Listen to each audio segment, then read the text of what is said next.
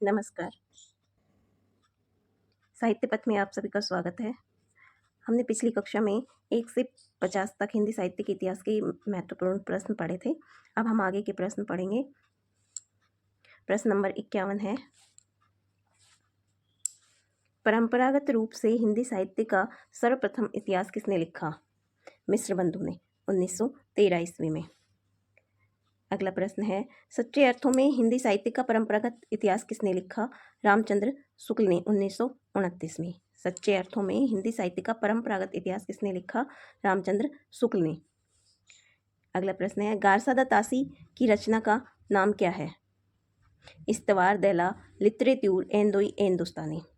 गारसादा तासी की रचना है इस्तवार दैला लिटरेत्यूर एंदोई एंदुस्तानी। अगला प्रश्न है, इस्तवार का क्या अर्थ है? गारसादा तासी की रचना इस्तवार द लिटरेतूर एंदोई एंदुस्तानी में इस्तवार का क्या अर्थ है? इतिहास। अगला प्रश्न है, एंदोई का क्या अर्थ है? हिंदुओं द्वारा बोली जाने वाली हिंदी भाषा।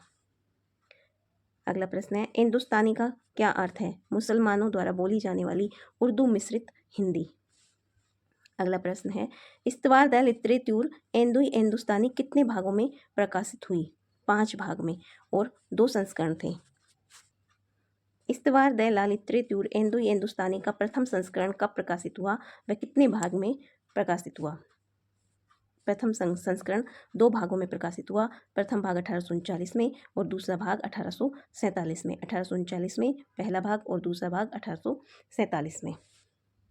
इस्तवार द लिटरेतूर एंदोई एंदुस्तानी का द्वितीय संस्करण कब प्रकाशित हुआ? वह कितने भागों में? 3 भाग में। पहला और दूसरा भाग 1870 में और तीसरा भाग 1871 में। इस्तवार द लिटरेतूर एंदोई एंदुस्तानी के 5 भाग थे, 2 संस्करण। पहले संस्करण में 2 भाग, पहला भाग 1839 में और दूसरा भाग 1847 में। दूसरे संस्करण में 3 भाग थे, पहला और दूसरा भाग 1870 में प्रकाशित हुआ और तीसरा भाग 1800। अगला प्रश्न है, इस्तवार द लिटरेतूर एंदोई एंदुस्तानी का प्रकाशन कहाँ हुआ? तो आयरलैंड में, the oriental translation committee Ireland. The oriental translation committee Ireland से। इस्तवार द लिटरेतूर एंदोई एंदुस्तानी का उर्दू में अनुवाद किसने किया? करीमुद्दीन ने। उर्दू में अनुवाद किया करीमुद्दीन ने 1848 में। YF फैलन की मदद से किया और इनकी रचना का नाम है तबकात उस सुवरा अथवा तजकिरा ई सुवरा। तबकात उस सुवरा के नाम से इन्होंने इस्तवार द लिटरेतूर एंदोई एंदुस्तानी का उर्दू में अनुवाद किया। अगला प्रश्न है, इस्तवार द लिटरेतूर एंदोई एंदुस्तानी का हिंदी में अनुवाद किसने किया? लक्ष्मी सागर वार्ष्णेय ने। इस्तवार द लिटरेतूर एंदोई एंदुस्तानी का हिंदी में अनुवाद लक्ष्मी सागर वार्ष्णेय ने 1953 में किया। हिंदुई साहित्य का इतिहास नाम से। हिंदुई साहित्य का इतिहास नाम से इन्होंने हिंदी में अनुवाद किया। हिंदुस्तानी अकेडमी इलाहाबाद से प्रकाशित हुई। इनकी जो रचना है हिंदुई साहित्य का इतिहास, यह हिंदुस्तानी अकेडमी इलाहाबाद से प्रकाशित हुई। किससे भारतीय विद्वानों को हिंदी साहित्य का इतिहास लिखने की प्रेरणा प्राप्त हुई? गारसादा तासी से।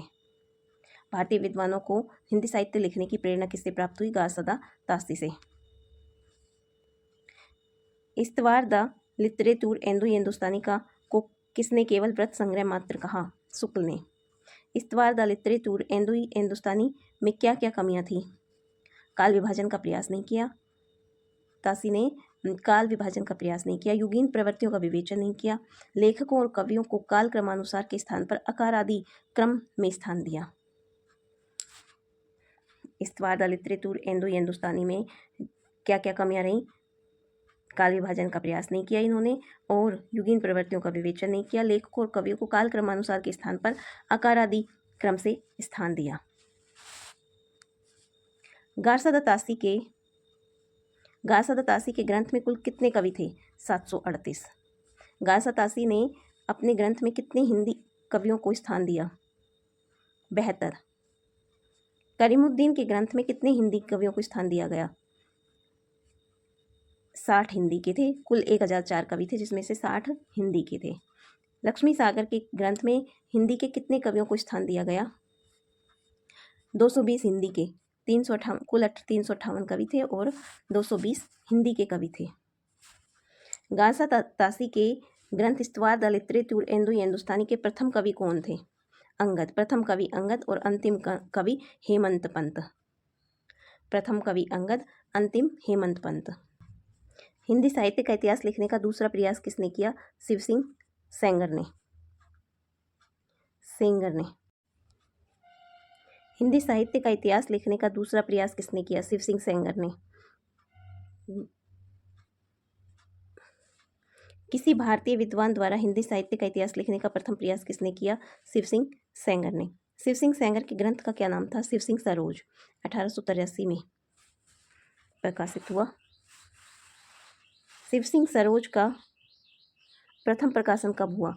1878 में। शिव सिंह सरोज का प्रकाशन कहाँ से किया गया? नवल किशोर प्रेस, लखनऊ से। शिव सिंह सरोज की विशेषताएं क्या थी? इन्होंने 1003 लेखकों का जीवन चरित्र लिखा। इसमें कवि के जन्मकाल, रचनाकाल व मृत्यु का भी उल्लेख किया, परंतु इन्होंने काल विभाजन नहीं किया और वर्णमाला क्रमानुसार कवियों को स्थान दिया। शिव सिंह सरोज की विशेषताएं थी कि इन्होंने 1003 लेखकों का जीवन चरित्र लिखा। इसमें कवि के जन्मकाल, रचनाकाल व मृत्यु का भी उल्लेख किया, लेकिन इन्होंने काल विभाजन नहीं किया। शिव सिंह सरोज को किसने व्रत संग्रह कहा? शुक्ल जी ने।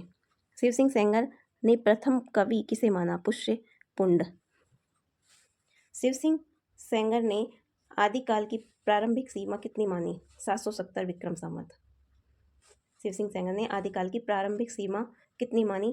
770 विक्रम संवत। किसके अनुसार सच्चे अर्थों में हिंदी साहित्य का सर्वप्रथम इतिहास ग्रियर्सन ने लिखा? किशोरीलाल गुप्त के अनुसार। किशोरीलाल गुप्त के अनुसार। किशोरीलाल गुप्त ने कौन सी पुस्तक लिखी? हिंदी साहित्य का प्रथम इतिहास। हिंदी साहित्य का प्रथम इतिहास। ग्रियर्सन की रचना का क्या नाम है? The modern vernacular literature of northern Hindustan. Grierson की रचना का नाम है the modern vernacular literature of northern Hindustan. The modern vernacular literature of the northern Hindustan पुस्तक का प्रकाशन किसने किया? 1888 में the Royal Asiatic Society of Bengal. Grierson of northern Hindustan में ग्रियर्सन ने लेखकों को कैसे स्थान दिया? कालक्रमानुसार। ग्रियर्सन ने कौन कौन से आधार ग्रंथ ग्रियर्सन ने कौन कौन से ग्रंथ को आधार ग्रंथ के रूप में लिया? शिव सिंह सरोज, इस्तवार द लिटरेचर एंडो हिंदुस्तानी, भक्तमाल, गोसाई चरित्र, कालिदास हजारा, काव्य संग्रह, श्रृंगार संग्रह, सुंदरी तिलक, विचित्रोपदेश और राग कल्पद्रुम।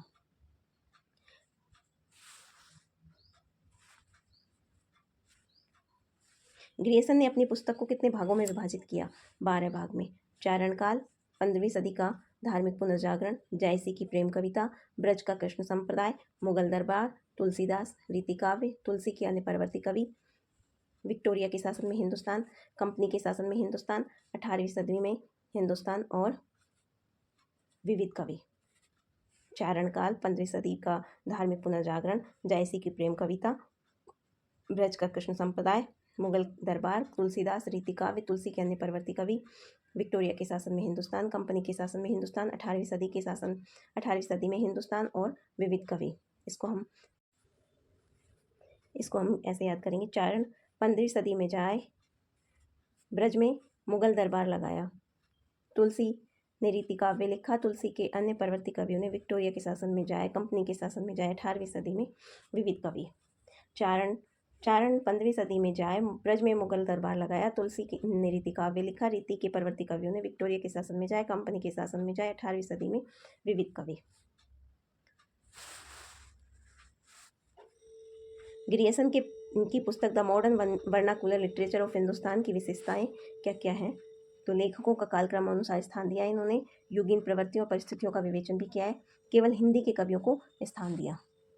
ग्रियर्सन ने सिर्फ हिंदी के कवियों को स्थान दिया, लेखकों को कालक्रम अनुसार भी रखा और युगीन प्रवृत्तियों और परिस्थितियों का भी इन्होंने विवेचन किया। किसने हिंदी को अंग्रेजों द्वारा आविष्कृत भाषा कहा? ग्रियर्सन ने। किसने हिंदी को अंग्रेजों द्वारा आविष्कृत भाषा कहा?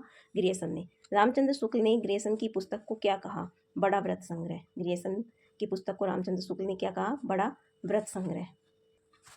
ग्रियर्सन ने तुलसी पर कितने निबंध लिखे? 12। तुलसी पर ग्रियर्सन ने 12 निबंध लिखे। तुलसी पर लिखे निबंधों का वाचन सर्वप्रथम किसने किया? प्राच्य विद्या विशारद सभा, वियना में। तुलसी पर लिखे गए ग्रियर्सन के द्वारा लिखे गए निबंधों का वाचन सर्वप्रथम किसने किया? प्राच्य विद्या विशारद सभा ने, वियना में। ग्रियर्सन ने भारतीय भाषाओं का सर्वेक्षण कब किया? 1902 से 1909 तक। भारतीय भाषाओं का सर्वेक्षण कब किया? 1902 से 1909 तक। 16वीं से 17वीं शताब्दी के युग को हिंदी का साहित्य का स्वर्ण काल किसने कहा? ग्रियर्सन ने। 16वीं 17वीं शताब्दी के युग को यानी भक्ति काल को हिंदी साहित्य का स्वर्ण काल किसने कहा? ग्रियर्सन ने। मिश्र बंधु विनोद की रचना किसने की? मिश्र बंधुओं ने। सुखदेव बिहारी, श्याम बिहारी, गणेश बिहारी। सुखश्याम गणेश। मिश्र बंधु विनोद की रचना किसने की? सुखश्याम गणेश, सुखदेव बिहारी, श्याम बिहारी और गणेश बिहारी। मिश्र बंधु विनोद कितने भागों में विभाजित है? 4 भागों में। मिश्र बंधु विनोद के प्रथम 3 भागों का प्रकाशन कब किया गया? 1913 में। मिश्र बंधु विनोद के चतुर्थ भाग का प्रकाशन कब किया? 1934 में। मिश्र बंधुओं 3 भाइयों ने मिलकर मिश्र बंधु विनोद लिखा, जिसके 3 भाग का प्रकाशन 13 में, चौथे भाग का 34 में। इसको हम ऐसे याद करेंगे, 3 13 में, चौथा 34 में। 3 13 में, चौथा 34 में। चौथे भाग का प्रकाशन 1934 में हुआ। हिंदी साहित्य इतिहास का सर्वप्रथम इतिवृत्तात्मक लेखन किस ग्रंथ में हुआ? मिश्र बंधु विनोद में। मिश्र बंधु विनोद के लिए मिश्र बंधु ने किन ग्रंथों का सहारा लिया? मिश्र बंधु विनोद लिखने के लिए मिश्र बंधु ने किन ग्रंथों का सहारा लिया? शिव सिंह सरोज का the modern vernacular literature of northern Hindustan, Munshi Devi Prasad के लेख और काशी नागरी प्रचारणी सभा के रिपोर्ट। काशी नागरी प्रचारणी सभा ने हिंदी के हस्तलिखित ग्रंथों की खोज कब प्रारंभ की? 1900 में।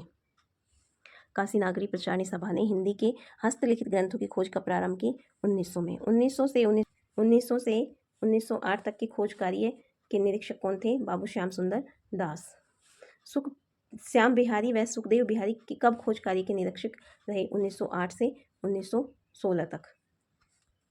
हिंदी नवरत्न की मिश्र बंधु ने रचना कब की? 1910 में। हिंदी नवरत्न की रचना कब की मिश्र बंधुओं ने? 1910 में।